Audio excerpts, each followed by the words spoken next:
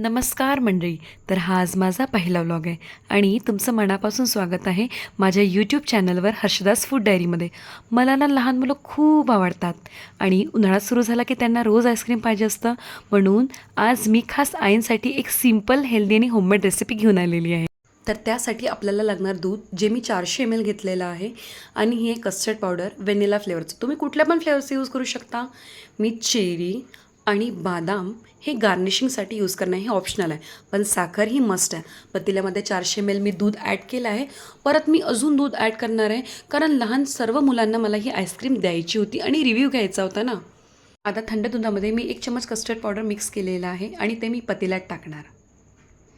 जोपर्यंत दूध ठीक येत नाही तोपर्यंत तुम्हाला दूध गरम करायचं आहे आणि मी पण तसंच करणार आहे.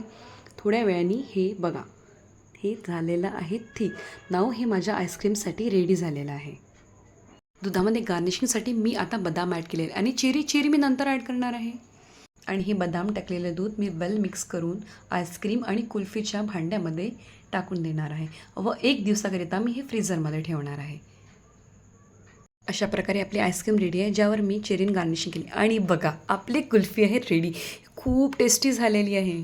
तुमच्या टबमध्ये जी आईस्क्रीम टाकली ती पण अगदी खूप छान झाली आहे. टेस्टला पण आवडली तुला आद्विक? आईस्क्रीम कशी आहे? आपको कैसी लगी आइसक्रीम? को बहुत अच्छी लगी, बहुत टेस्टी थी, बाहर वाली कुल्फी जैसी थी। कुल्फी जैसी थी? Oh thank you. और बारबी आपको?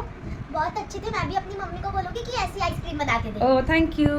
और आपको आराध्या, तुला कशी वाटली आईस्क्रीम? मला छान वाटली आणि मला अजून पाहिजे. अजून पाहिजे तुला? हो. ओके.